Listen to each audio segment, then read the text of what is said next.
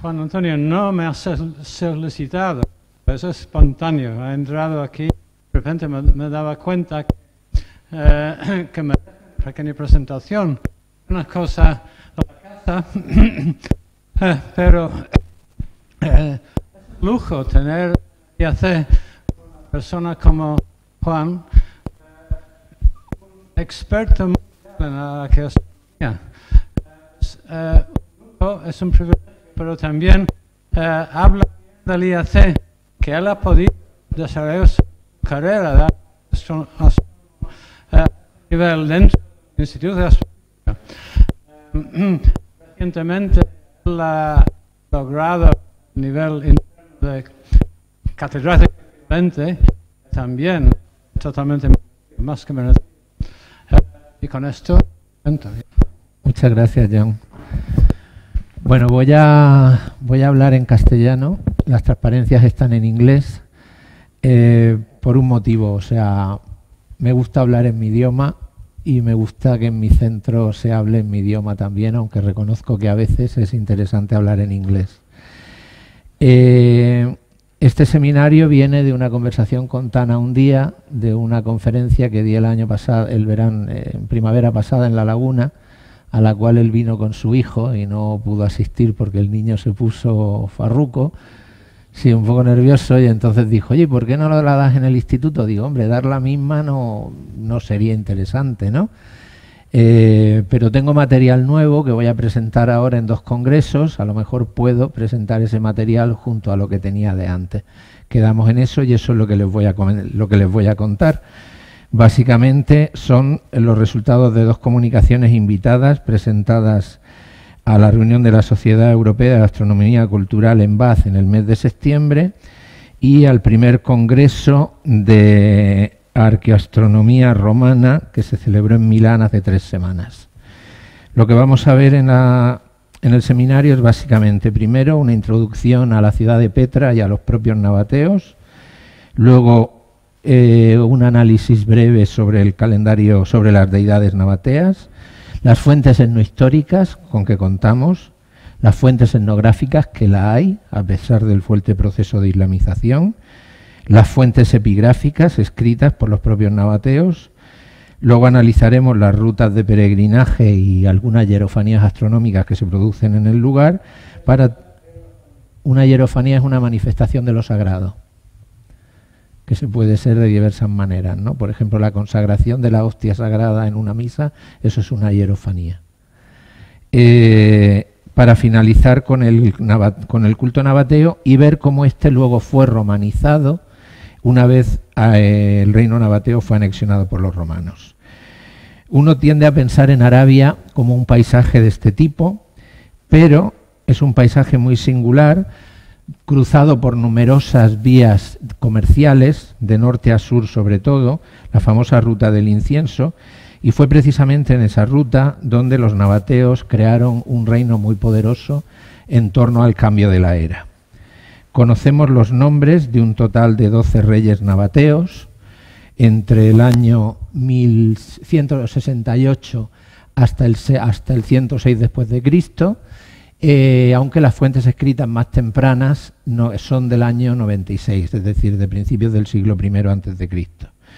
Los más importantes fueron Aretas IV y Malico III, ya en pleno siglo I, en que el reino nabateo alcanzó su máxima extensión, controlando pues todo lo que hoy en día es Jordania, partes de Siria, toda la península del Sinaí y el noroeste de Arabia Saudita. Y por tanto todas las rutas caravaneras que procedían del sur y que trataban de llegar al Mediterráneo y de ahí al Imperio Romano. Por ese motivo, posiblemente, fue anexionado en el año 106 después de Cristo por el emperador Trajano, creando la nueva provincia de Arabia o Arabia Pétrea, en esa misma región. La capital del reino nabateo era la mítica ciudad de Petra, de la cual supongo que la mayoría de ustedes habrán oído hablar. Se encuentra localizado en una formidable cadena de montañas que separa el desierto del Negev del desierto arábigo, el desierto de la península de Arabia. En particular se encuentra localizada en una especie de paso, de desfiladero, que parte las montañas en un momento determinado y que los nabateos en su momento, al construir su ciudad, fortificaron ampliamente con grandes murallas, ¿no?, para impedir el paso en dirección norte-sur, forzando a las caravanas a acceder a la ciudad a través de un formidable desfiladero conocido como el Siq, que de paredes verticales de piedra arenisca, un paisaje absolutamente singular, que al mismo tiempo funcionaba como un santuario y como un acueducto. Es decir, la vía de acceso a la ciudad era un acueducto, era un santuario, hay múltiples inscripciones nabateas y betilos esculpidos en la roca en determinados lugares, y el desfiladero culminaba con una visión espectacular, muy famosa, sobre todo para los de mi generación, porque es el elemento dominante de una de las películas de Indiana Jones, ¿no? Es el famoso El Tesoro, Al-Hazn al-Faraún, que es uno de los templos, santuarios o tumbas, no sabemos exactamente lo que es todavía, luego volveremos sobre él, que se abre al final del desfiladero. Las deidades nabateas, se han conseguido hacer estudios relativamente en profundidad sobre este tema, aunque existen grandes dudas sobre ellas. Aunque en época tardía, sobre todo en época romana, fueron representadas en forma humana, originariamente eran representadas básicamente en forma de betilo o incluso en forma de obelisco, como ven aquí en la imagen central. Las divinidades masculinas principales eran Dushara, que ha sido asimilado con Zeus, con Serapis, con Dionisos e incluso con Helios, el Sol, y Al-Qutba, que sería posiblemente asimilado a Mercurio, aunque las fuentes mencionan a Dushara como aquel que separa el día de la noche, con lo cual se ha llegado a pensar que en realidad eran toda una única divinidad. Con respecto a las divinidades femeninas, las dos más importantes serían Aluza, identificada con Afrodita, Venus o Isis, y Alat, identificada con Atena, Atargatis o Shams, que sería el sol en árabe. Sin embargo, por los que les comentaba anteriormente, uno de los mayores expertos en la religión nabatea, Healy, ha llegado a afirmar que un hecho distintivo de la religión nabatea es una tendencia del panteón a restringirse a un dios principal y a su pareja, incluso si esa tendencia no está del todo desarrollada. De hecho, es claro que hay algunas divinidades paralelas, como por ejemplo la que estaría representada en este betilo triple, que posiblemente sería la antigua diosa Manat, la diosa de la fortuna, de los nabateos, identificada quizá con la luna, y que aparece representado sus betilos en numerosos emplazamientos de Petra, y en este en particular, en el altar de los sacrificios, con dos grandes pilares que tienen crecientes coronándolos, ¿no? Por tanto, la relación con la luna parece relativamente formal. Como les comentaba antes, en época romana aparecen formas ya icónicas, no solo betilos, entre los cuales destacaría el llamado zodiaco nabateo, sobre el que volveremos más adelante, sobre lo que puede representar y lo que es en sí mismo. Las montañas en que se sitúa Petra se conocen como las montañas de Shara, y de hecho el nombre de su divinidad principal, Dushara, Dusares, significa el de Sara. Y el santuario principal, Al-Madras, uno de sus santuarios principales, se encuentra localizado en un punto muy singular, en el cual hay una conexión directa con la montaña más alta de la región, el Jebel Hor o el Jebel Harun, donde supuestamente la tradición judeocristiana y también musulmana afirma que estaría la tumba de Aarón, el hermano de Moisés. De hecho, afirma no, se supone que el cenotafio o la propia tumba se encuentra en la cumbre de esa montaña. Estando conectados íntimamente ambas posiciones de forma astronómica, puesto que desde el santuario de Dushara en Al-Madras y la montaña hay una relación equinoccial. Luego volveremos sobre esta temática más adelante. El dios Dushara generalmente era representado en forma de un gran betilo, más o menos debía tener este tamaño por esta altura, aunque como les comentaba anteriormente, en época posterior, al ser sobre todo asimilado a Dionisio, empezó a ser representado en forma humana, aunque la forma típica también suele ser la de un betilo en forma como de ónfalo, como aparece en el desfiladero y en algunas monedas de época imperial romana. El templo principal de Dushara, aparte de los santuarios excavados en la roca, se encontraba en el centro de la ciudad de Petra y se conoce con el nombre del Qasr al-Bin, el castillo de la princesa. Es un templo bastante impresionante, está relativamente bien preservado a pesar de los múltiples terremotos que han asolado la región, y muy cerquita de él se encuentra el templo de la divinidad principal, el templo de Aluza o de Alat. No sabemos exactamente a cuál de las dos divinidades, aunque la tendencia es pensar que se trate de Aluza. Recibe el nombre del templo de los leones alados porque los frisos superiores de las columnas tenían representaciones de leones con alas, ¿no? De ahí el nombre. La diosa es representada generalmente en forma anicónica, como un betilo, con dos ojos que representan dos estrellas y una nariz en el centro, aunque a veces aparece representada también en forma humana. En este templo se encontró también una lámpara, sobre la que volveremos más adelante, que también tiene la representación de un zodiaco y que es de muy difícil interpretación. También en las ruinas del templo se encontró este busto, muy famoso, uno de los más famosos bustos de deidades nabateas, que no sabemos exactamente a quién representa, pero que por la diadema que lleva en la cabeza es altamente probable que sea una representación de Isis y por tanto de Aluza.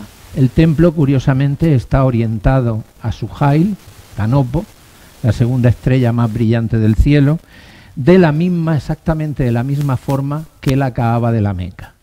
Incluso está diseñado de tal manera que se pueden realizar circunvalaciones alrededor del santuario principal, exactamente de la misma forma que los musulmanes todavía hoy en día realizan circunvalaciones alrededor de la Kaaba en la ciudad de la Meca. Por tanto, vemos que el culto nabateo de alguna manera se puede afirmar que antecede al culto musulmán establecido casi 5 siglos más tarde. Como les comentaba, la identificación de Aluza con Isis parece cierta, puesto que algunos betilos que representan a la diosa tienen claramente el caduceo, la representación que llevaba, la especie de corona por la que se identifica a Isis en todo el Oriente Antiguo, no solo en Egipto, sino incluso hasta en la propia Roma. Un hecho muy importante es que las reinas nabateas, que eran tremendamente poderosas, tan poderosas como sus maridos, llevaban en su corona el símbolo de Isis, es decir, que de alguna manera se identificaban con la divinidad principal del pabellón nabateo. En ese sentido, el templo principal de Isis, Aluza, se ha sugerido que podría ser precisamente el Jafna, el tesoro del faraón, sobre el que les comentaba anteriormente. ¿Por qué? Por un lado, porque parece estar representado el símbolo de Isis en el frontispicio del santuario excavado en la roca. Y por otra parte, porque aunque está tremendamente dañada, la estatua de la divinidad que lo coronaba es casi con absoluta seguridad una representación de Isis. Respecto a las fuentes etnohistóricas, nos dicen cosas muy singulares y muy importantes, ¿no? Por ejemplo, Estrabón afirma que los nabateos adoraban al sol. Luciano nos dice que celebraban festivales a la llegada de la primavera, con la apertura de la primavera. Procopio incide más sobre este motivo, afirmando que es en la estación del equinoccio de primavera cuando realizan alguno de sus festivales principales. Y Nosus, por ejemplo, incluso nos afirma que es cuando el sol atraviesa a través del signo de Aries, aunque también afirma que realizaban festivales asociados a los solsticios. En este caso particular, en el solsticio de verano, aunque luego veremos que también hay conexión con el solsticio de invierno. Esto ha llevado a Halley a afirmar que en la Arabia preislámica había una fuerte relación entre festivales celebrados más o menos en la época de la primavera y momentos de peregrinaje, de auténticas romerías asociadas a los santuarios construidos para ese fin. Las fuentes ya de época un poco más tardía, de época cristiana, cuando ya la mayor parte de la región está cristianizada, como Jerónimo y sobre todo San Epifanio, también nos dan informaciones muy valiosas. En particular, San Epifanio nos cuenta que en un templo de Petra, que no identifica, se celebraba una ceremonia en la cual una diosa virgen daba a luz un hijo que era a su vez su esposo. Les suena de algo, ¿no? O sea, era la dinámica, por lo visto, de uno de los festivales principales, y sabemos por Procopio que se celebraba en la noche de la Epifanía. La noche de la Epifanía es la noche nuestra de los Reyes Magos, ¿no? Pero que con toda probabilidad estaría asociado a algún tipo de celebración relacionada con el solsticio de invierno o con el principio o con el cambio del movimiento del Sol durante el periodo nabateo. Finalmente, también sabemos por el propio Epifanio que había un mes especial que se llama Agat al-Bait, es decir, el mes del viaje hacia la casa, que recuerda muchísimo al actual Hajj de los musulmanes, en el cual se realizaban peregrinajes desde toda la región hacia la propia Petra, a un templo dedicado a Dushare, pero no sabemos exactamente cuál, y que ese momento del peregrinaje se correspondería con el mes de Tirri. Tirri es el mes del equinoccio de otoño. Por tanto, lo que las fuentes etnohistóricas nos están diciendo es que los equinoccios y los solsticios parecían ser tremendamente importantes para el calendario de culto de los antiguos nabateos. ¿Cómo pudo eso, ha llegado algo de eso hasta la actualidad? Pues resulta que, curiosamente, a pesar de la fuerte impronta del Islam en la zona, han sobrevivido algunas cosas muy curiosas. Un hecho que llamó poderosamente la atención a viajeros de principio de siglo es que en el entorno de Petra había musulmanes que enterraban a sus muertos no mirando hacia la Kaaba, que es como deben enterrarlos, sino mirando hacia el Jebel Harun. Es decir, es una alteración completa de todo lo que de lo que es la tradición musulmana. Es decir, la tradición nabatea, de alguna manera, permanecía fuerte en el lugar. Luego, además, en lo alto del santuario hay posibles conexiones con el propio Dushara. Se adora una piedra negra, parecida a la del culto de Dushara que había originariamente, y además es, hasta la actualidad, un lugar importante como centro de peregrinaje. Ahí tienen la imagen del Jebel Harun, arriba está el actual Morabito musulmán, donde supuestamente está la tumba, y abajo están los restos de una iglesia bizantina, bastante importante, y de un antiguo templo nabateo que está debajo. Es decir, el lugar ha sido continuamente reutilizado como lugar de culto a lo largo de siglos y siglos, ¿no? Esas mismas fuentes etnográficas nos dicen que, por ejemplo, Burckhardt o Gertrude Bell, que fueron viajeros muy importantes del siglo XIX, nos comentan que el monte era tan singular que aquellos puntos desde los cuales era visible eran los seleccionados para hacer sacrificios especiales. Por tanto, nos damos cuenta de que, como vimos anteriormente, el Jebel Harun es un referente muy importante en el entorno de la propia Petra.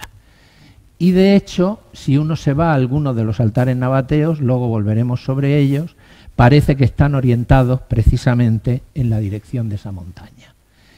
Con respecto a los festivales que se realizan hasta hoy en el lugar, hasta fechas muy recientes, parece que principalmente se celebran en octubre y en primavera. Incluso se cantan canciones reclamando la lluvia, lo que ha llevado a afirmar a algunos investigadores que ese personaje de Amal-Gait, la madre o la tía de la lluvia, sería una rememoración de la propia diosa Aluza de los nabateos, ¿no? Estaríamos hablando de una islamización, de alguna manera, de un culto persistente y que dominó el lugar durante mucho tiempo. Por otra parte, se sigue celebrando hoy en día el Dar en-Nebi Harun, es decir, el camino o el peregrinaje del profeta Aarón, en el cual todos los grupos tribales del entorno de la ciudad de Petra parten de la ciudad de Aljí, recorren Al-Sik, recorren el centro histórico de la ciudad y van en peregrinaje hasta lo alto de la montaña de Aarón. En ese momento, esto ocurre 2 veces en el año. La primera ocurre en febrero, aunque de alguna manera se asocia al solsticio de invierno, y la segunda en la estación de las uvas, que como todos saben más o menos es coincidente con el equinoccio de otoño. Y de nuevo cantan una canción muy curiosa que dice: oh Aarón, venimos sedientos hacia ti, el calor del verano nos ha llevado a la sed, oh Aarón, oh gran estrella, padre de los grandes planetas. Es decir, es rarísimo en un culto musulmán que se esté hablando de un culto astral y de que se identifique a esa divinidad de alguna manera, porque saben que en el Islam es imposible que haya otro Dios salvo Allah, de alguna manera con un planeta. Estamos hablando de una astrolatría, curiosamente, que se ha conservado hasta fechas muy recientes en el entorno de Petra y que casi con seguridad debe tener que ver con los antiguos cultos nabateos. De manera que el Jebel Harun, que sería sagrado a Dusara y a Luza, donde se realizan peregrinajes en la primavera, en los equinoccios de primavera y otoño, posiblemente estaría relacionado con las divinidades planetarias de los propios nabateos, que serían, en su caso, Dushara, Al-Uza, es decir, las grandes divinidades de este pueblo. Pero ¿qué nos dicen ellos mismos con respecto a su calendario y a sus cultos? Se conocen relativamente pocas inscripciones nabateas. La mayor parte de ellas están escritas en arameo, es decir, los nabateos entre ellos hablaban árabe, pero escribían en arameo, que era la lengua de prestigio desde la época del Imperio Persa, ¿no? Algo parecido pues a lo que ocurrió en nuestra propia cultura hasta hace poco, ¿no? En que se hablaba en román paladino en las calles, pero se escribía en latín, ¿no? Pues los nabateos hacían exactamente lo mismo. Y la mayor parte de las inscripciones que se han conservado, curiosamente, no se encuentran en Petra, sino en la ciudad de Egra. En Egra nunca hemos hecho trabajo de campo, por tanto lo que les voy a comentar es sobre todo de fuentes y de publicaciones de otros autores. Se encontró un reloj de sol en Egra, lo cual no deja de ser significativo, pero Egra parece claramente la capital nabatea del sur, y la diferencia fundamental con la propia Petra es que las inscripciones nabateas, sobre todo en las tumbas, es decir, de quiénes son los dueños de las tumbas, se han preservado maravillosamente. Pensamos que en Petra no se han preservado porque debían estar escritas o en placas de mármol o en placas de bronce o en placas de metal que fueron quitadas con el tiempo. Mientras que en Egra, a lo mejor por la ausencia de esos materiales, se decidieron hacer directamente en la roca. Esa preservación ha sido muy interesante porque ha permitido la lectura completa de esas inscripciones y la mayor parte de ellas están fechadas. Están fechadas en el calendario nabateo, nos dicen en qué mes, en qué día, en el reinado de qué rey, y por tanto podemos saber qué fechas debían ser singulares porque posiblemente las tumbas no eran inauguradas en cualquier día, igual que nosotros vamos fundamentalmente al cementerio el día de Todos los Santos. Es altamente probable que para los nabateos hubiera momentos estelares. Pues bien, se mencionan solo 7 de los 12 meses y hay 4 meses que son mencionados con una frecuencia muy alta. De hecho, la probabilidad de que el que se mencione en esos meses no sea casual es altísima. Por ejemplo, en el caso de la mención del mes de Nisan es del 98% la probabilidad de que no sea casual el que aparezca mencionado tanto ese mes. Es decir, debía significar algo especial para las poblaciones nabateas del momento. Hay otras inscripciones en otros lugares nabateos donde también se mencionan esos meses. Todo esto es importante por lo que veremos más adelante y nos da que pensar en cómo funcionaba el calendario nabateo con la posibilidad de que el mes empezara o bien en el mes de Nisan, como empieza por ejemplo el calendario hebreo, o bien en Tisri, como empieza el calendario sagrado de los judíos, o bien en Tisri, donde empieza el calendario civil. Ambas fechas serían posibles. De hecho, en otras regiones cercanas, como por ejemplo en Palmira, el calendario empezaba al principio del mes de Nisan. Por tanto, las festividades asociadas debían estar más o menos en esa época. Tengan en cuenta que Nisan, la luna llena de Nisan es la luna llena de Pascua, es decir, la luna siguiente al equinoccio de la primavera. la misma luna que nosotros usamos para celebrar la Semana Santa. Es decir, estamos hablando de del mismo patrón, de la misma tendencia religiosa, de alguna manera. Pues bien, para tratar de entender todo lo que las fuentes etnográficas, la epigrafía o las fuentes etnohistóricas nos decían, decidimos realizar trabajo de campo en Petra.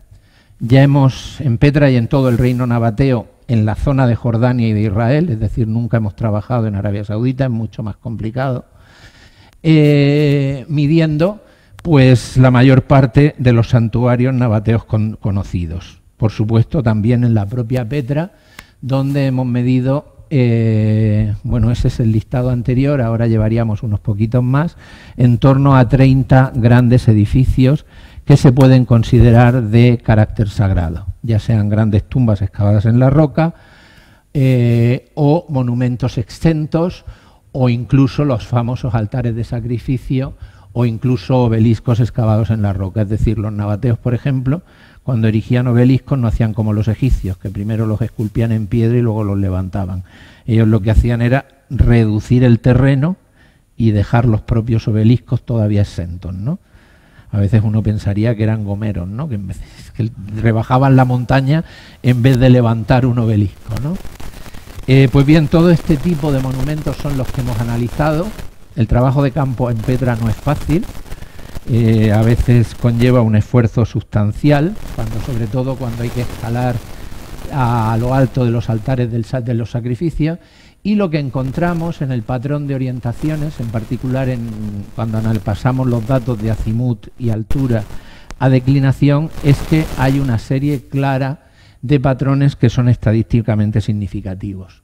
Uno es la orientación en la línea norte-sur, que podemos interpretarla como bien una orientación hacia el norte, hacia algo que hubiera en el norte que le llamara la atención, o en dirección sur hacia la estrella Suhail, como veíamos antes en el caso del Templo de los Leones Alados. Esa es la orientación dominante de la mayor parte de los templos exentos del centro de la ciudad, y en particular de uno de los santuarios principales, el llamado templo principal, aunque posiblemente también fuera el Senado de la ciudad, y que fue completamente arrasado en el terremoto del año 363, por lo que se ha conservado maravillosamente bien. Es decir, los arqueólogos al excavarlo han dejado algunas zonas para mostrar cómo estaba el templo. Es decir, el templo literalmente, pues como cuando los niños chicos cogen y tiran un de legos, pues el templo quedó así, se desmontó por completo hacia un lado y aunque las excavaciones han recuperado gran parte, pues otra parte se mantiene en ruinas. Otro de los patrones más interesantes, porque tiene que ver con lo que hablábamos anteriormente de las fechas cercanas a los equinoccios, son las orientaciones centradas en dirección este y oeste. Y en particular están asociadas a altares situados en lo alto de las montañas. Por ejemplo, los altares levantados en lo alto del Jebel al-Huzza, donde hay una vía, toda una vía de peregrinación que asciende hacia lo más alto de la montaña, excavada en la roca, es absolutamente espectacular, y hay altares que miran hacia levante. De hecho, miran hacia la puesta de sol hacia mediados de octubre, que se corresponde exactamente con el mes de Tirri de los antiguos nabateos.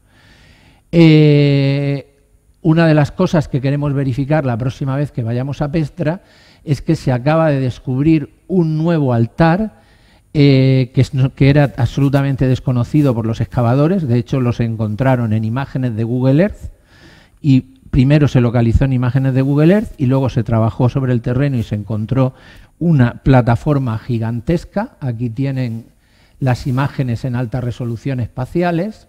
No se había identificado sobre el terreno, eso era lo curioso, y que también estaría orientado de la misma manera y que, por tanto, merecería la pena trabajarlo en el futuro, ¿no? Estamos hablando de una serie importante de santuarios, pero quizá el más singular de todos ellos es el conocido como el altar de los sacrificios, con una ascensión relativamente complicada. Estás ascendiendo montaña durante casi, bueno, quien esté bien entrenado puede llegar en media hora. Yo que no lo estoy, 3/4 de hora no me los quita nadie, de penosa ascensión hacia arriba. Y en lo alto es espectacular porque es donde se encuentran esos elementos excavados en la roca. Por un lado están los dos grandes obeliscos que les comentaba anteriormente, que aparte de ser excepcionales en sí mismos, tienen una singularidad que ahora discutiremos. Y luego está el gran altar de los sacrificios que da su nombre a la montaña, que está orientado hacia el poniente y hacia el Jebel Harun y que está completamente excavado en la roca. Pues bien, los obeliscos tienen la singularidad de que están perfectamente orientados este-oeste, de forma que por la propia orientación de las montañas circundantes, en los dos equinoccios, la luz del sol, tanto al poniente como al levante, a la salida y a la puesta de sol, hace que los dos obeliscos se alineen. Esto es casi con seguridad no casual, es decir, es algo diseñado, y recuerden que los nabateos rebajaron una montaña entera para tener esta fenomenología, es decir, resulta absolutamente singular. Y por otra parte, la visión del Jebel Harun hacia el que parece que está mirando el altar principal, es decir, también tenemos una orientación topográfica, pero que ciertamente de alguna manera podría ser astronómica también, porque el sol se pone en ese rango del horizonte nuevamente hacia principios del mes de octubre, es decir, nuevamente estaríamos hablando del mes que sigue al equinoccio de otoño. De alguna manera la reiteración de los festivales que se han seguido celebrando, como hemos visto hasta el día de hoy. Al pie del Jebel Hufza y muy cerquita del altar de los sacrificios, bueno, en la base de la montaña, se encuentra uno de los monumentos más singulares de Petra, que es una especie de compendio de lo que les he contado hasta ahora. Se conoce con el nombre de la tumba de la urna, se piensa que es la tumba del rey Malico III, pero sin ninguna evidencia, es decir, no hay ninguna fuente epigráfica que así lo afirme, simplemente es especulativo, pero es una tumba espectacular, excavada en la roca, con todo el santuario, la propia tumba, las hornacinas, todo excavado en la roca viva, y que muestra un patrón tremendamente singular. El edificio fue construido de tal manera que el eje principal mira hacia una montaña que se encuentra enfrente, que se llama Al-Millara, la madre de las cisternas, porque es el lugar donde se encuentran las cisternas más importantes de Petra, es decir, la fuente principal de aprovisionamiento de agua. Y, por tanto, un elemento singular del paisaje. Pues bien, en la cumbre de esa montaña hay como dos mogotitos de roca, luego volveremos sobre ellos, que el sol se pone justo entre ellos en los equinoccios. Pero no solo eso, el edificio está diseñado de tal manera que otros elementos del paisaje, marcados por las puertas laterales y por los ángulos opuestos de la propia tumba o templo, no sabemos exactamente qué, marcan precisamente los dos solsticios. Es decir, de alguna manera, el interior de la tumba de la urna fue esculpido en la roca de tal manera que marcaba perfectamente no solo el equinoccio, sino el solsticio de verano y el solsticio de invierno. Podríamos estar hablando de que funciona como un observatorio, como un calendario. Observatorio, por supuesto, entre comillas, porque no estamos hablando de un observatorio en el sentido en que nosotros lo entenderíamos hoy en día. Lo singular de esto es que cuando Petra se cristianiza, el obispo Jasón, en el año 447 de nuestra era, convierte la tumba de la urna en la catedral de Petra. ¿Por qué? Porque fíjense en una cosa, bueno, ¿por qué? Nosotros pensamos el por qué, ¿no? Pues un motivo bastante evidente es que de esa manera tenía claramente marcados en el horizonte las fechas de la Pascua, que sería la luna siguiente al equinoccio de la primavera, la fiesta de San Juan, que precisamente es la fecha, fíjense, en la cual la iglesia es consagrada como catedral, en el cual la tumba es consagrada como catedral, y luego las fechas de la propia Navidad.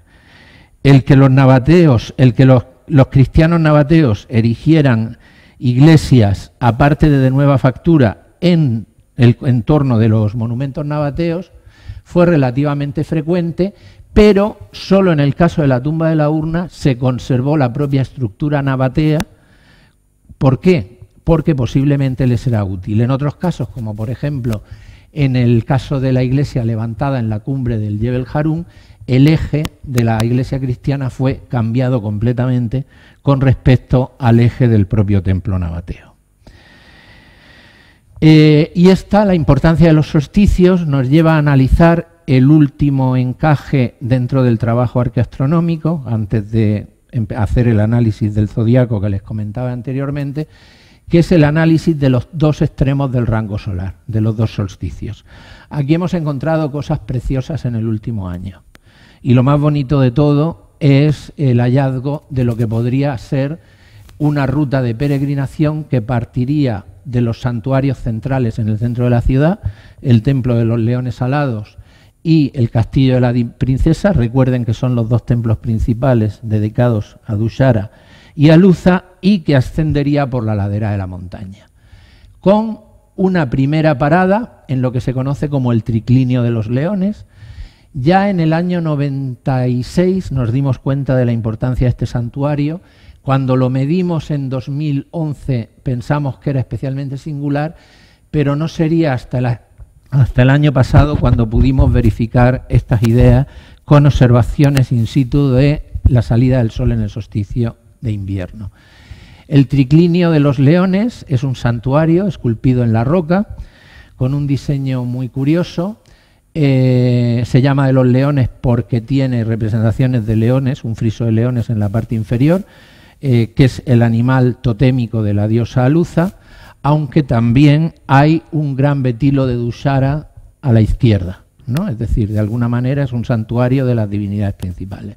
Pero lo más singular es el óculo que se encuentra en la parte superior del santuario. Estuvimos grabando y tomando fotografías en el interior del santuario y observamos una cosa alucinante.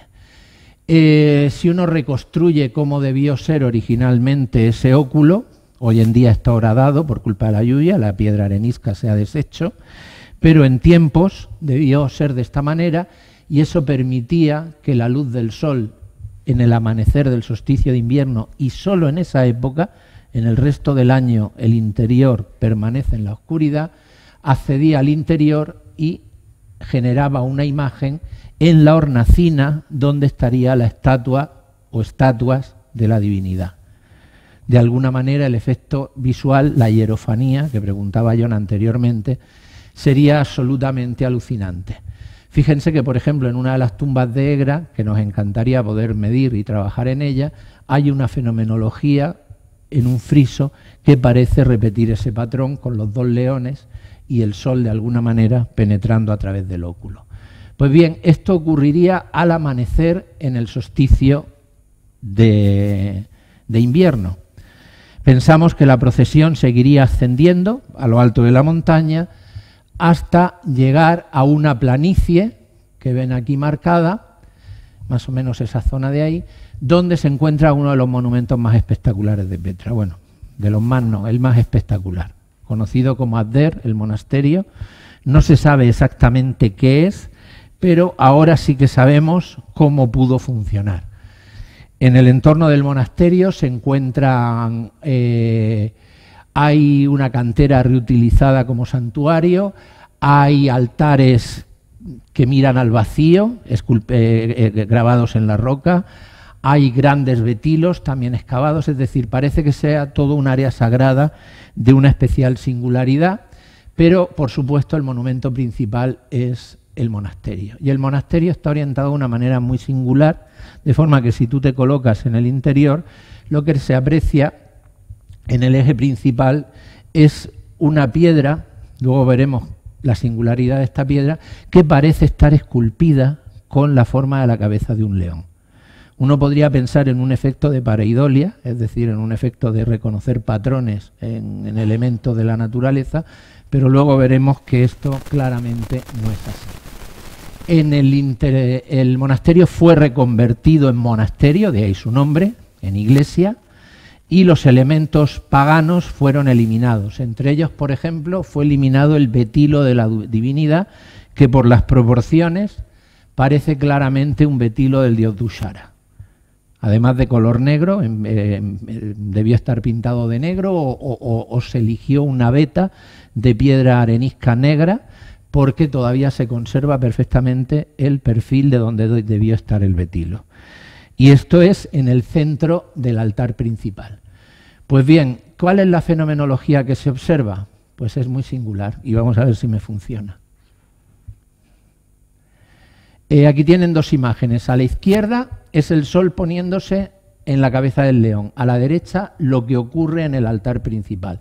Y están ocurriendo dos cosas. Por un lado, en la puerta enmarca claramente el propio altar, como si la escultura que es el propio monasterio en la roca hubiera sido de tal manera que se produjera esa fenomenología. Y por otro, desde el propio altar, donde se situaría el vestíbulo de la divinidad, se observa un fenómeno de una doble puesta de sol en la piedra con la forma de la cabeza de un león. Es decir, tenemos una doble fenomenología, una fenomenología que se produce en el horizonte y una fenomenología que se produce dentro del interior del santuario. Las dos relacionadas, y las dos hubieran permitido a los nabateos marcar con suma precisión. Aquí tienen en particular cómo la luz del sol, al irse poniendo, enmarca perfectamente el altar. Y además, fíjense, una cosa muy importante es que la McKinsey, una de las principales investigadoras que ha trabajado en Petra, hizo el alzado del monumento y el monumento no es simétrico, es decir, está de alguna manera deformado. Si fuera simétrico, la fenomenología astronómica del solsticio no se produciría. Es decir, parece que fue esculpido deliberadamente de forma que esa fenomenología se pudiera producir. Y con respecto a la Roca del León, pues existe el fenómeno claramente de la doble puesta de sol, observable hoy en día, mucho más preciso en época nabatea, en que el sol se pondría prácticamente un diámetro solar completo hacia la izquierda, pero es que la singularidad, todo esto podría estar relacionado con lo que hablábamos antes de lo que San Epifanio menciona, el nacimiento de Dushara a partir de su madre, la propia Virgen, ¿no? De alguna manera, la diosa Aluza, con esta fenomenología de la doble puesta de sol, pero es que los nabateos esculpieron la piedra para que la fenomenología se produjera. Es decir, el efecto no es un fenómeno natural. Es decir, lo que es el mogote, donde está la posible cabeza del león, etcétera, fue esculpido por los propios nabateos, eliminaron gran parte de la montaña, como se puede apreciar claramente en esta imagen, para que el fenómeno se produjera. Incluso hay una capilla en el hueco que construyeron. Si la forma de la cabeza del león es deliberada o es casual, es muy difícil de decir. Hemos estado abajo, hemos analizado, hay trazas de que haya sido trabajada en algunos lugares, pero debido a la erosión es muy difícil afirmar, es decir, no sabemos si se trataría de una piedra que los nabateos adaptaron de alguna manera o si el efecto es simplemente casual. Pero en cualquier caso, estamos absolutamente seguros de que de alguna manera el monasterio era ese santuario mencionado por Epifanio, donde se celebraban el nacimiento del dios Dushara, una divinidad, no olvidemos, con un carácter marcado solar, a partir de la diosa Virgen Aluza. Esto nos remite finalmente, en esta primera parte de la presentación, ¿puede ver de tiempo? Sí, ¿no? ¿Qué? Me queda un poco, por menos 10. Que nos permite establecer un primer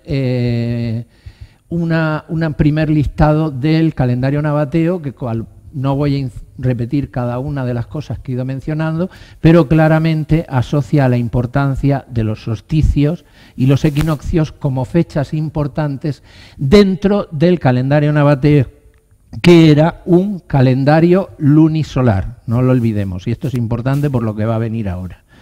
Es decir, era un calendario en el cual la luna y el sol trataban, mediante la inclusión de un mes adicional periódicamente, trataban que las fases de la luna y los meses fueran compaginados, al contrario que nuestro calendario, que es de origen romano.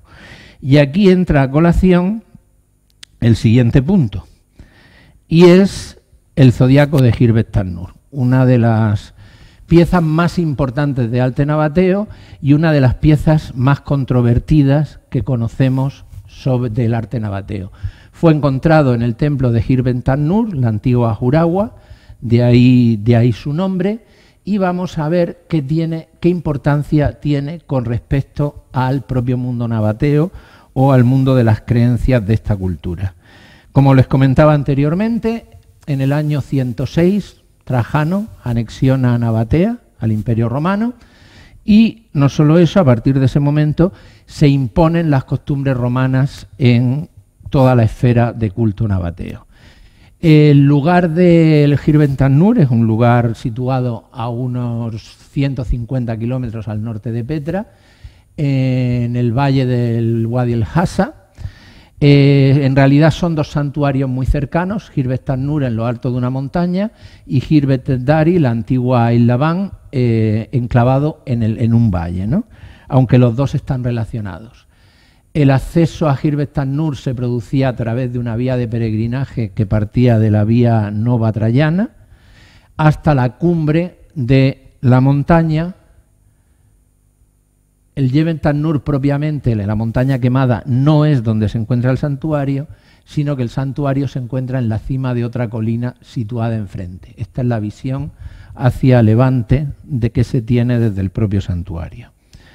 Se ha conseguido hacer una reconstrucción axonométrica del propio santuario, era un santuario absolutamente espectacular, construido ex profeso en lo alto de la montaña con piedras llevadas ex profeso, es decir, la cantera no está in situ, el esfuerzo tuvo que ser titánico, y la pieza más famosa, por supuesto, es el zodiaco, que le mostramos aquí, y que ha sido desde siempre objeto de grandes dudas por su interpretación. ¿Por qué? Por dos motivos principales. Por un lado, porque el orden de los signos zodiacales no es estándar. Es decir, no empieza con Aries y termina con Piscis, sino que está dividido en dos mitades. Por un lado empieza con Aries y acaba con Virgo, y la otra media semiesfera, semicírculo, empieza con Libra y acaba con Piscis, como si estuvieran partiendo el año en dos mitades. Dos mitades que podrían estar asociadas a los equinoccios. Acuérdense lo que comentaba anteriormente. Aries y Libra son los dos equinoccios de otoño y primavera. Pero además hay unos pequeños círculos esculpidos en algunos de los signos zodiacales, que tampoco sabemos lo que son. El templo ha sido excavado sistemáticamente desde mediados de los años 30, en la época del dominio británico en Transjordania, pero curiosamente los resultados de las excavaciones no fueron publicados hasta el año 2013. Es decir, han pasado casi 80 años entre las excavaciones originales y la publicación final. Se han descubierto toda una serie de elementos arqueológicos importantes, no voy a entrar en los detalles, sobre todo porque no quiero pasarme con el tiempo, pero lo más singular es que en la primera mitad del segundo siglo todo el complejo fue reconstruido en una escala monumental, es decir, el complejo que conocemos, el que incluye el zodiaco, parece datar del segundo siglo antes de Cristo. Está orientado hacia el este de una manera bastante precisa, no absolutamente precisa, luego veremos cómo y es importante, y el templo fue completamente destruido por el terremoto del año 363. Colapsó sobre sí mismo y eso conllevó a que se hayan conservado de una manera excelente muchas de las piezas que se construyeron para él. El templo tiene un diseño magnífico y su orientación, aquí la ven, no es topográfica. Podía haber estado orientado, por ejemplo, a la montaña quemada, que es el elemento más singular del paisaje. No lo está, está ligeramente al sur de la montaña y se orienta hacia una declinación de -1,25 grados. Eso no es exactamente el equinoccio. El equinoccio sería 0 grados, que en tiempos de los romanos era el 25 de marzo y por tanto está orientado 3 días antes del equinoccio de la primavera. En principio, cuando descubrimos esto hace unos años, no tuvimos la clave, no supimos por qué, hasta la publicación reciente de toda la cuestión arqueológica del santuario. El santuario debió ser excepcional y desde el punto de vista astronómico tremendamente atractivo, porque el friso principal incluía a las principales divinidades planetarias, el Sol, la Luna y los planetas. Por tanto, debía ser una especie de compendio de la visión astronómica o astrológica del pueblo nabateo. Y en lo que respecta al altar principal, situado detrás, igualmente, aparte de las dos estatuas de la divinidad, hay un friso que tiene las personificaciones de los 12 divinidades del zodiaco. Es decir, nuevamente, y además, curiosamente, también partidas en dos grupos de 6, exactamente igual que el propio zodiaco. De alguna manera, esto nos vendría a indicar que el orden de los signos dentro del propio zodiaco no es deliberado, no es aleatorio. Es decir, que es absolutamente deliberado y que fue hecho así por algún motivo excepcional que nosotros todavía hoy en día no entendemos. De hecho, McKinsey afirma que ella tiene la impresión de que el templo de Hirbet Kan-Nur está construido en lo alto de una montaña con una vista excepcional, con un cielo maravilloso y que posiblemente fue un lugar dedicado a la realización de observaciones astronómicas. No un observatorio, vuelvo a incidir sobre ello, pero sí un lugar donde especialmente privilegiado para la realización de observaciones astronómicas. Respecto a las dos divinidades principales del santuario, una es con seguridad un dios de la tormenta, que podríamos asimilar con toda probabilidad al propio Dushara, a la divinidad suprema masculina de los nabateos. En cuanto a su partener femenina, casi con seguridad debiera representar a la diosa Allat. Un hecho singular que no he mencionado hasta ahora es que la diosa Aluza es prácticamente privativa de Petra, mientras que en el resto del reino nabateo la divinidad principal es Allat. Por eso a veces se tiende a pensar que en realidad las dos divinidades son distintas manifestaciones de una misma divinidad astral. De la misma manera pues que tenemos la Virgen del Pilar y la Virgen del Rocío, tienen cultos diferentes, pero claramente nos estamos refiriendo a al mismo elemento religioso. Por tanto, parece que el templo era un templo dedicado a manifestaciones de Dushara y de la diosa nabatea principal, y en medio de las dos divinidades es donde se ha propuesto, por cómo está construida la roca, que se encontraría el zodiaco. El zodiaco, no voy a entrar ahora sobre el templo para no aburrirles. El zodiaco es el elemento más singular del lugar, ¿no? el más atractivo, el más llamativo.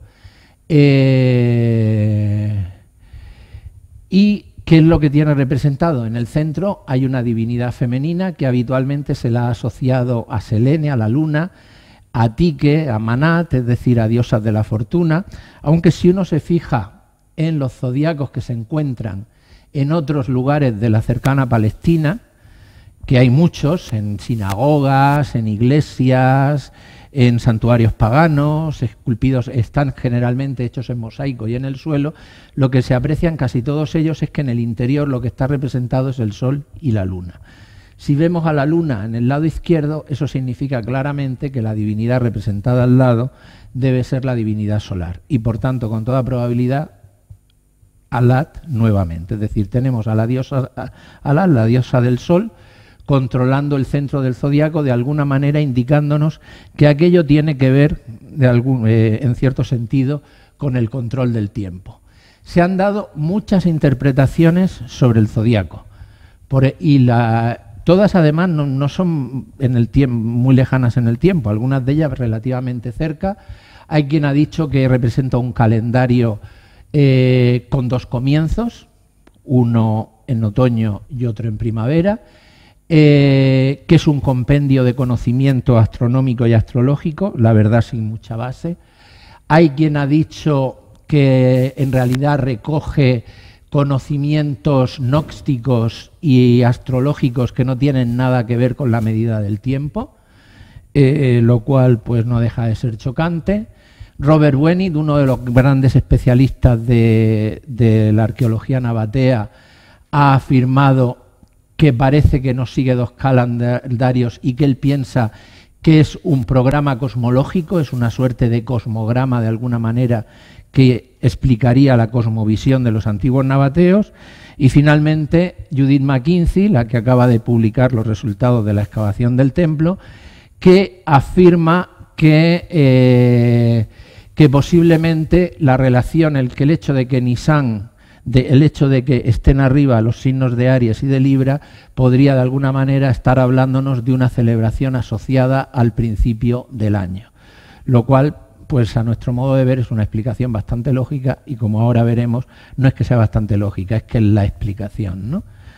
Y lo que sí que dice es que la explicación de los pequeños puntos que mencionábamos anteriormente es un absoluto misterio. hay quien trató de explicar los puntos desde el punto de vista astrológico, como si se tratara de un horóscopo. Es decir, ustedes saben, por ejemplo, que en los horóscopos se tienen los signos zodiacales y luego las posiciones de los planetas que te dan tu horóscopo natal, donde aparecían los planetas en el momento de tu nacimiento o en el momento de tu gestación, ¿no? No es con seguridad un ipsomata, es decir, el momento de máxima exaltación de los planetas en los signos zodiacales, y por tanto se han intentado hacer ajustes para ver si es una carta astral, con fracasos estrepitosos de gente de la categoría de Owen Gingerich, uno de los padres de la historia de la astronomía moderna, o otro astrónomo estadounidense muy importante, y otro historiador de la astronomía, Stallman, que consiguieron en todos sus esfuerzos cuadrar 4 de los puntos, pero nunca cuadraba el quinto. Era imposible que cuadrara el quinto, y peor todavía cuando a alguien se le ocurrió juntar las 2 piezas del zodiaco que están en lugares diferentes. La parte inferior, la que está por debajo de la fractura, está en Amman, la que está por encima de la fractura está en Cincinnati, en los Estados Unidos.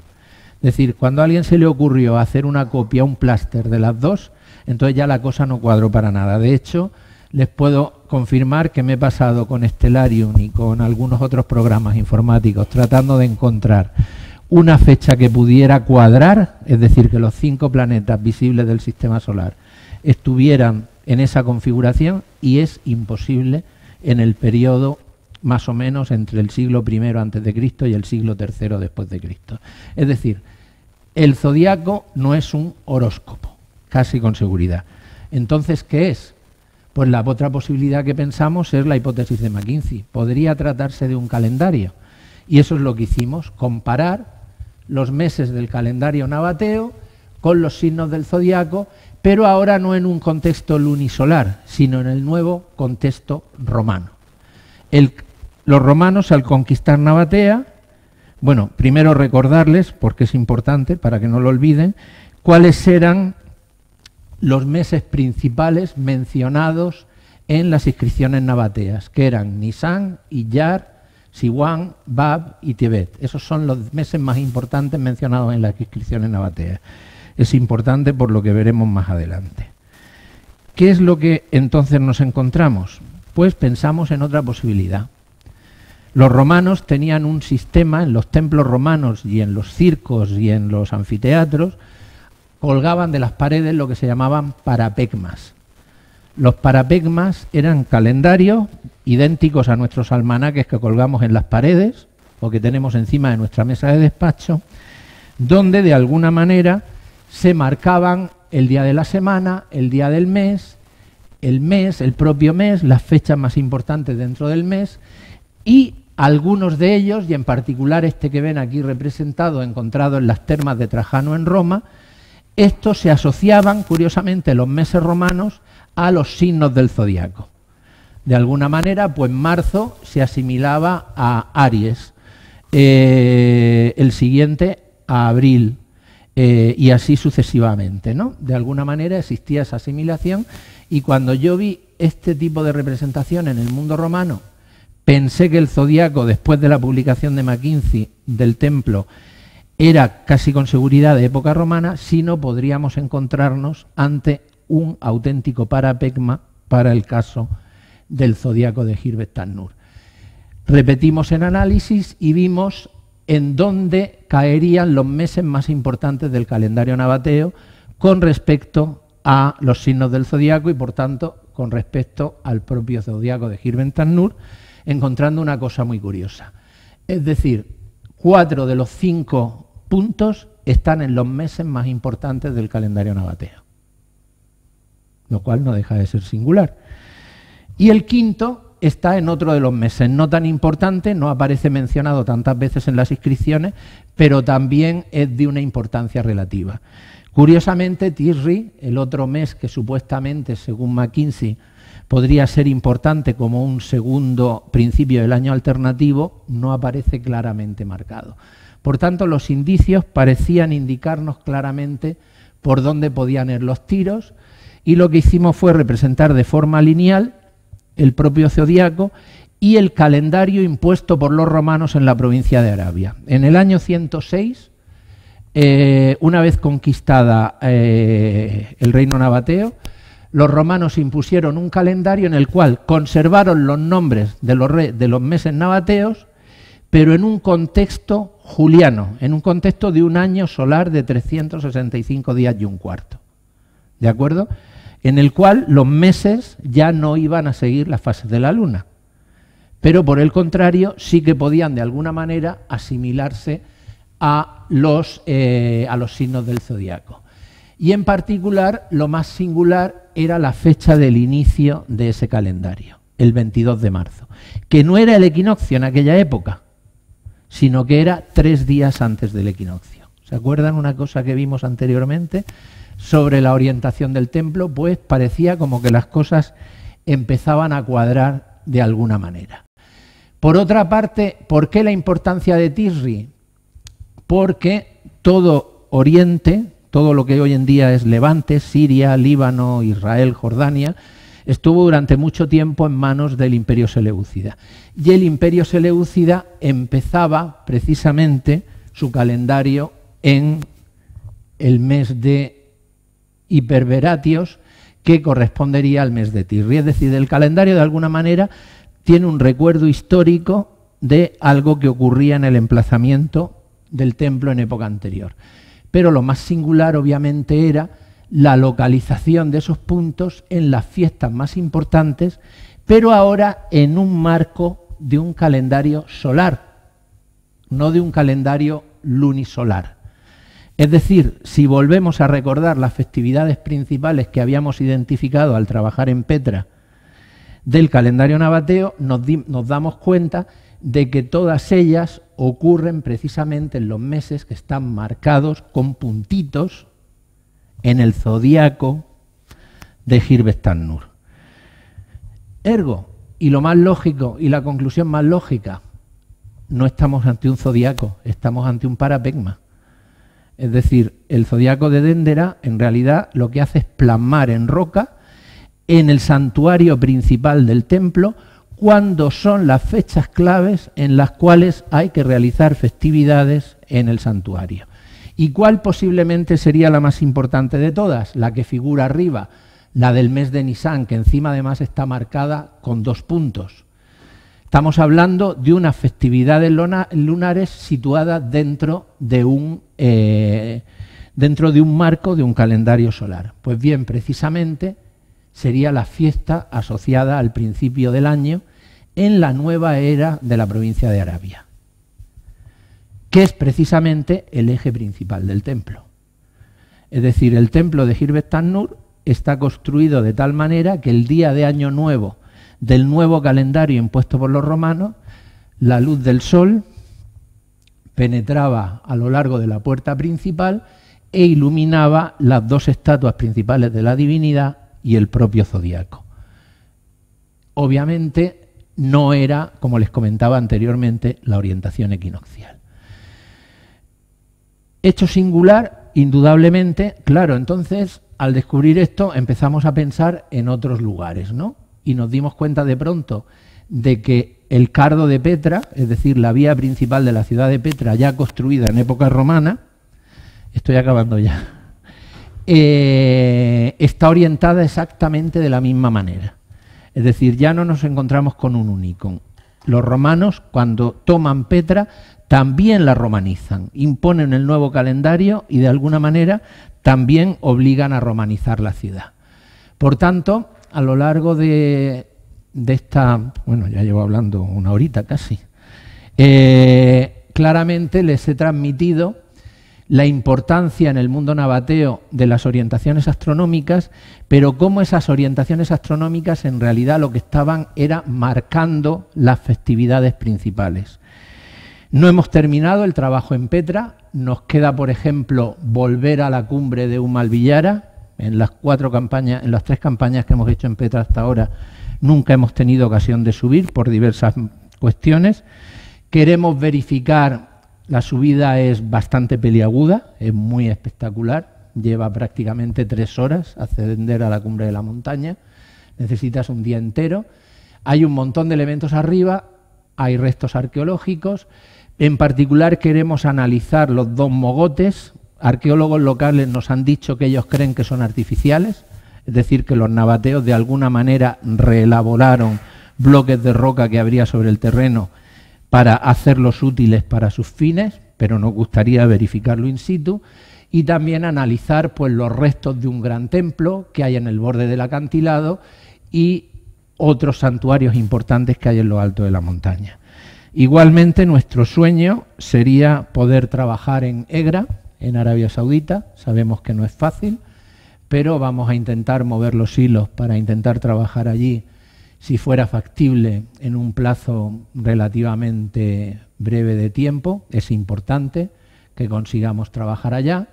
¿Por qué? Pues primero porque hay 80 tumbas monumentales muy sugerentes. Segundo, porque hay santuarios excavados en la roca que merecen ser analizados. Recuerden la imagen que les enseñé antes de los dos leones marcando el sol, que recuerdan la fenomenología que hemos encontrado en Petra. Y tercero, y fundamental, el intentar volver a trabajar a Petra y volver a Egra es porque no sabemos cuánto tiempo estos santuarios van a permanecer si la situación en Oriente Medio sigue como está en la actualidad, aunque afortunadamente parece que el Estado Islámico está retrocediendo en todos los frentes. Eso no significa necesariamente que la seguridad en el área haya mejorado. Y esto es todo. Muchísimas gracias.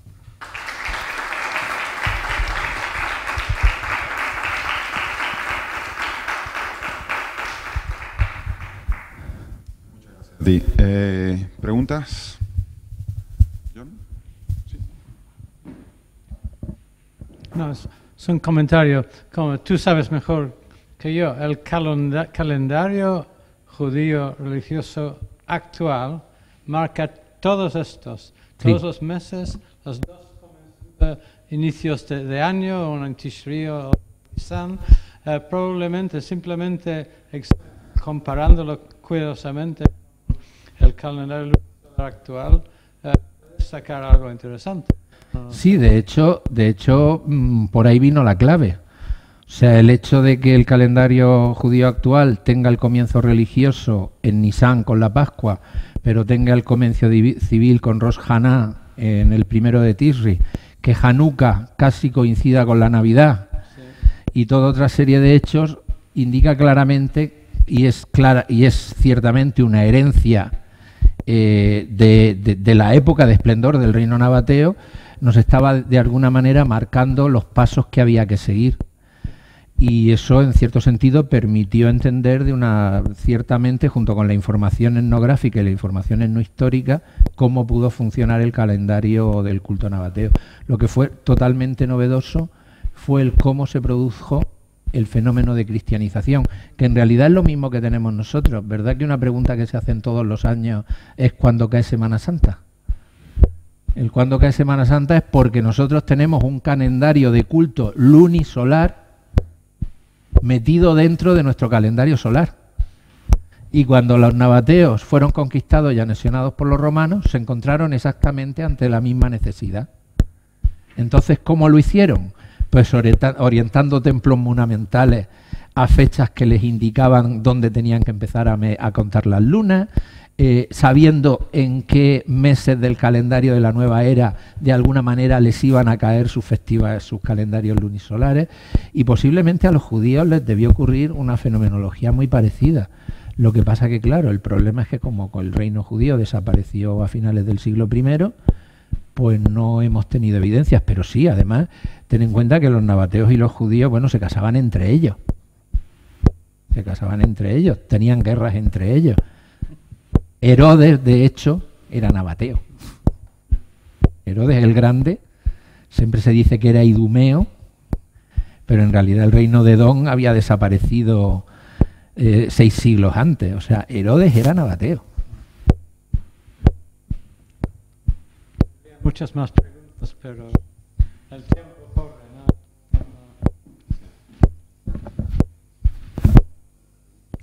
Rapidísimo.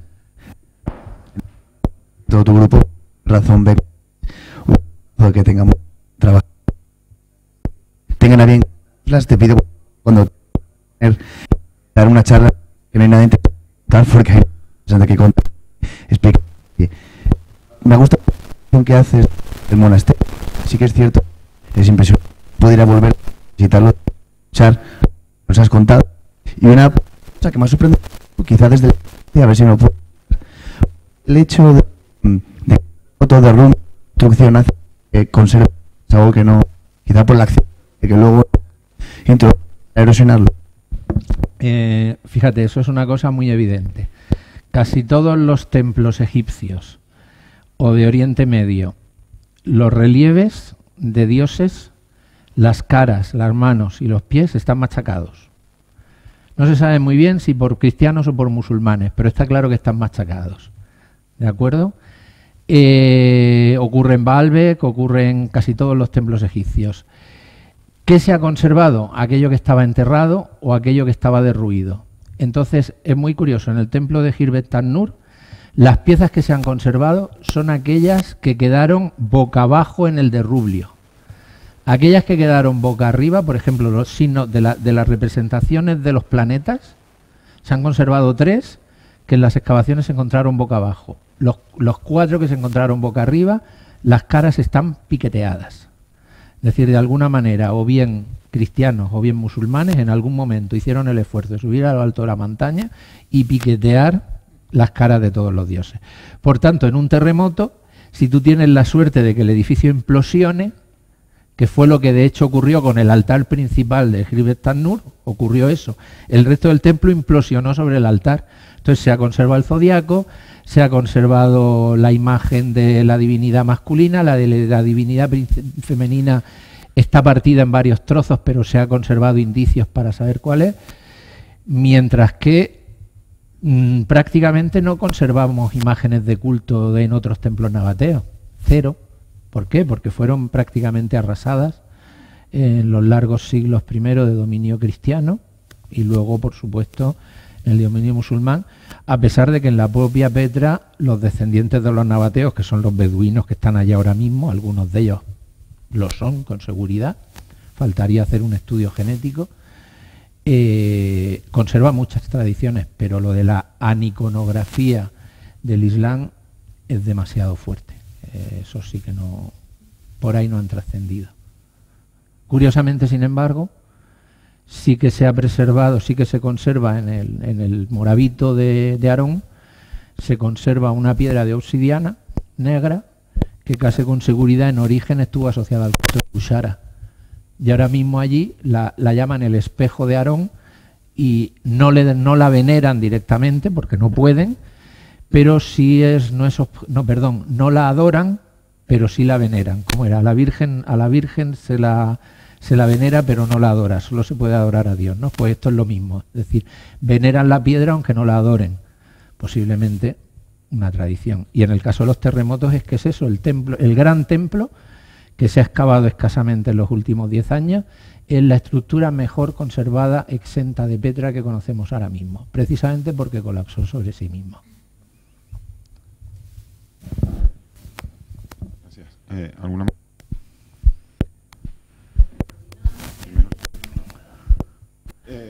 Para el streaming.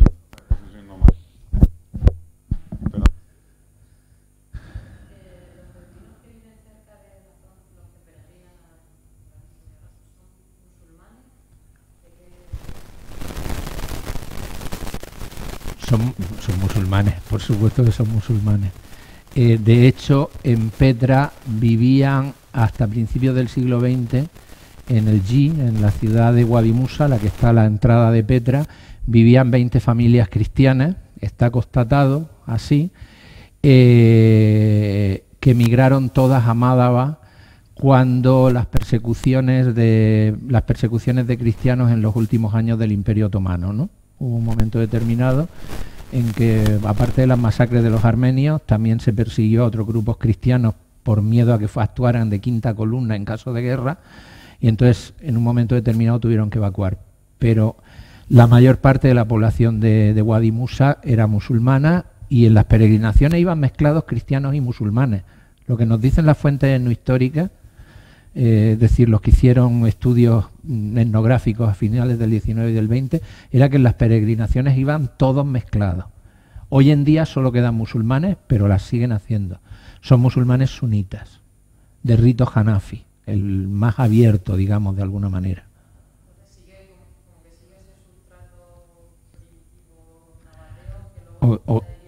Obviamente, o sea, el tener tumbas orientadas con los muertos enterrados de lado como entierran los musulmanes, pero con la cara mirando hacia el Jebel Harun que está allí y no a la Meca que está allí, eso es absolutamente excepcional. O sea, eso demuestra una persistencia de la tradición y del culto por encima de todo lo que puedas imaginar, ¿no?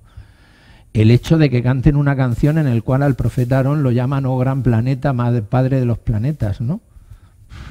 Eso es un culto astral clarísimo, ¿no? Y no puede ser más que nabateo.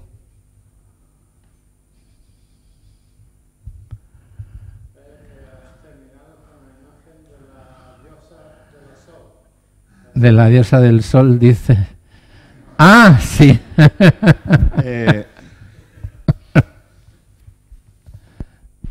Yo tengo una pregunta, a ver, a lo mejor un poco así, pero no lo he entendido bien. Cuando esa es la declinación para definir la orientación, esa la declinación del eje del templo. O sea, tú... Sí, pero ¿en qué momento? Da igual, o sea, tú tienes un azimut. Un templo siempre tiene un azimut, que es el eje principal del templo, y mira hacia un lugar del horizonte que tiene una relativa altura angular. Tú ese azimut y esa altura angular la puedes transformar en una declinación. Entonces te está dando, lo que te está diciendo es la declinación del objeto astronómico que pasa por el eje del templo. ¿En qué momento? Da igual. O sea, puede ser una estrella o puede ser el sol. Luego tú tienes que discernir. Hombre, si es el sol, si es el sol o la luna, tiene que ser a la puesta, por narices, no hay alternativa.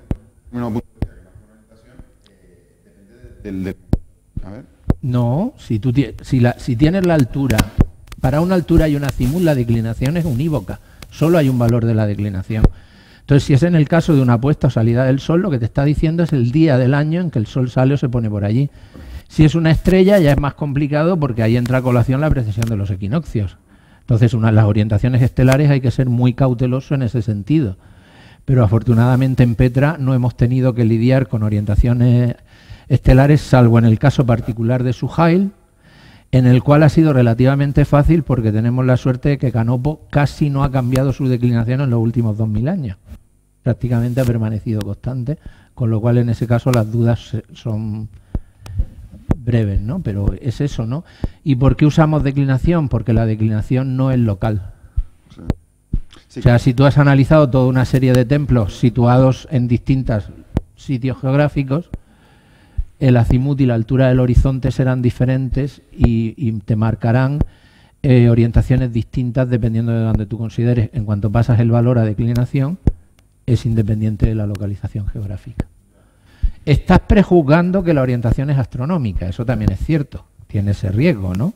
Porque tú estás automáticamente prejuzgando que tiene que haber algo astronómico detrás. Pero siempre previamente se examina que no haya claramente una cuestión topográfica. También, que las hay. En muchas, por ejemplo, el caso del monasterio es paradigmático. O sea, tú tienes una orientación astronómica sobre un elemento topográfico del paisaje que encima fue reelaborado en tu propio beneficio.